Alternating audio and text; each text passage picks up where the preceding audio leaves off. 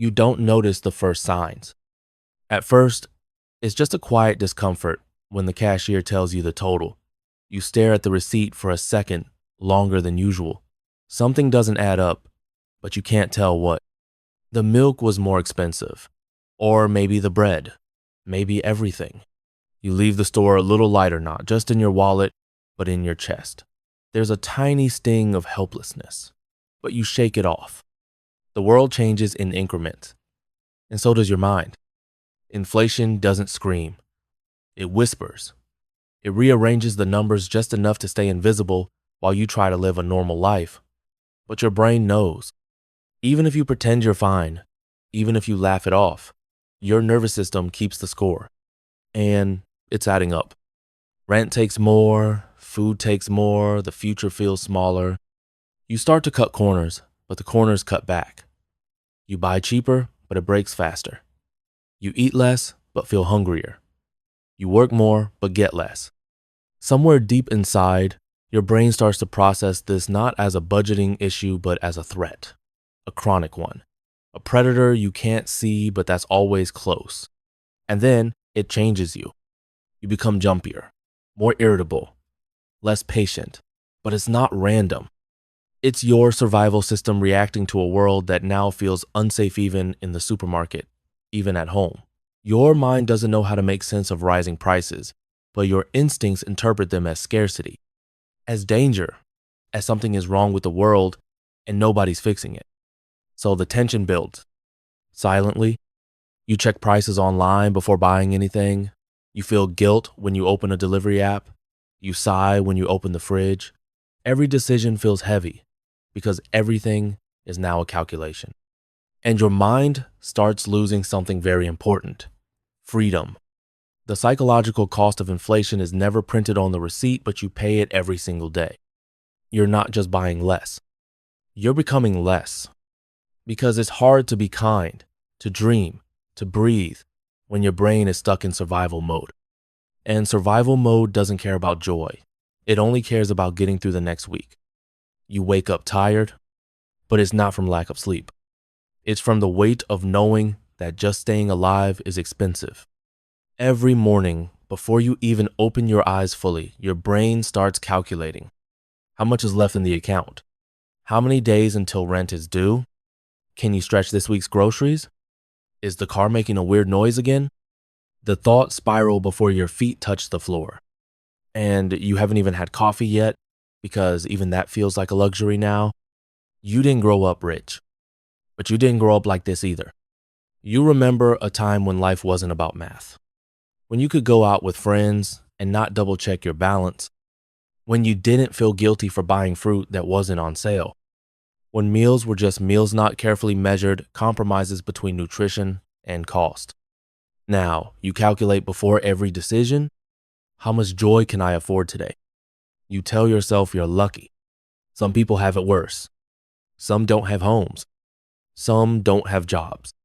Some are drowning. But why does it feel like you're drowning too? Why does your chest tighten every time you open a bill? Why does your brain flinch every time the card reader takes a second too long? Why does everything feel so unstable? You didn't choose this. Nobody did. But it's happening. Slowly, prices rise.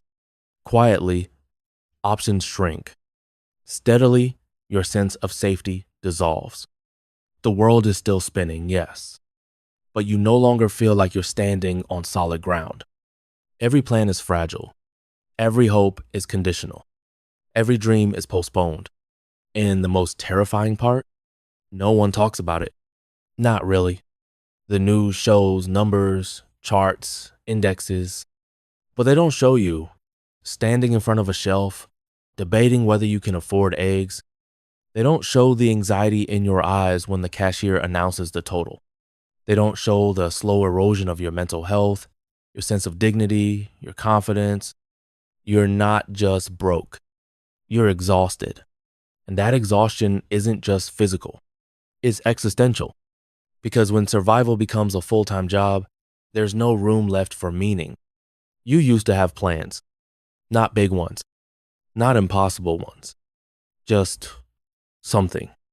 a vacation someday, maybe a small home, kids, if the world felt safe enough, a career you didn't hate, time for things that made you feel alive. Now, you're just trying to make it to next week. The future used to stretch ahead like a road.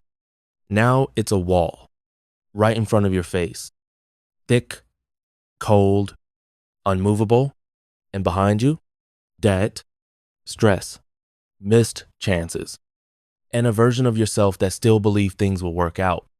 You wonder how it happened. You went to school. You worked. You stayed out of trouble. You did everything they told you to do. But somehow, life slipped out of reach. You're educated but broke. Employed but terrified. Alive but shrinking. You stop dreaming. Because dreams hurt now. Every time you imagine a better life, reality claws it back. Every time you allow hope in, it turns into shame. Why are you still struggling? What did you do wrong? But deep down, you know it's not just you. Everyone's pretending. Pretending they're okay. Pretending this is normal. Pretending this isn't slowly destroying them from the inside out. You walk past stores you used to enter. Now, you look through the glass like a ghost. You check price tags like they're warning signs. You measure the worth of everything in hours of your life. How many hours will I work for this sandwich? How many days for this coat? How many months of rent before I can breathe? Time becomes money. Money becomes stress. Stress becomes your personality. And somewhere along the way, you disappear. The version of you that used to laugh easily. The one that believed in something. The one that made plans without fear. You're still here, technically. But you don't feel real anymore. You feel like a background character in someone else's life. Someone richer. Someone safer. Someone who still thinks tomorrow is something you can shape. And yet you keep going. Why? Not because you believe in some bright future. Not because you're optimistic. But because there's no other choice. Because that's what surviving looks like now. Waking up. Swallowing the fear. Doing what you can with what little you have. Pretending this is fine. You smile at work. You say it's okay at the register. You laugh when your friends vent. And at night, you lie in the dark, calculating, worrying, bracing. This isn't just inflation. This is psychological erosion. This is what happens when living becomes a luxury. When the system isn't broken, it's working exactly as intended. When you're not even allowed to scream because you're too busy surviving. You stop talking about it, not because you don't feel it anymore, but because words have started to feel useless. No one wants to hear you complain. No one has the energy to care. They're all drowning too, just in quieter ways. So you hold it in. You talk about the weather. You nod when someone says, crazy times, huh? You smile when the news says inflation is going down, even when you know your rent just went up again.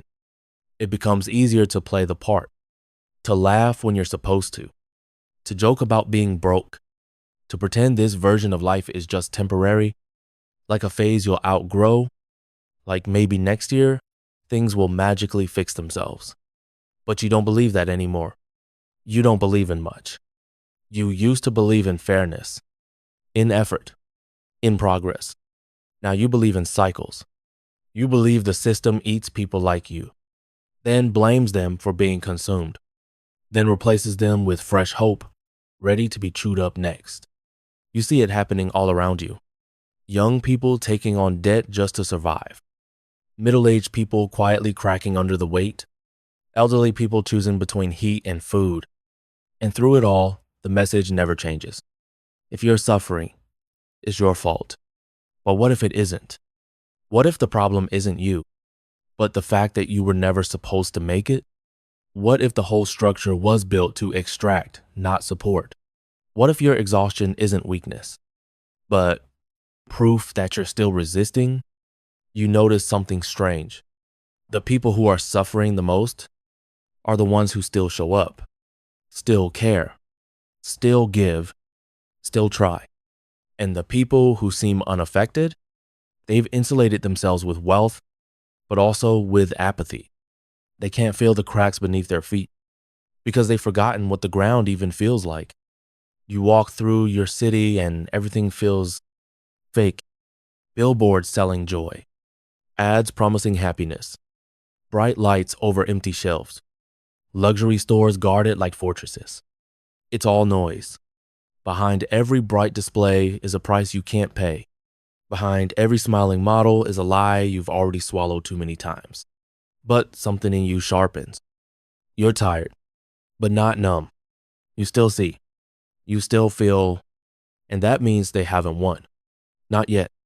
Because even if you have no power, even if the system stacks the odds against you, you still carry something they can't monetize.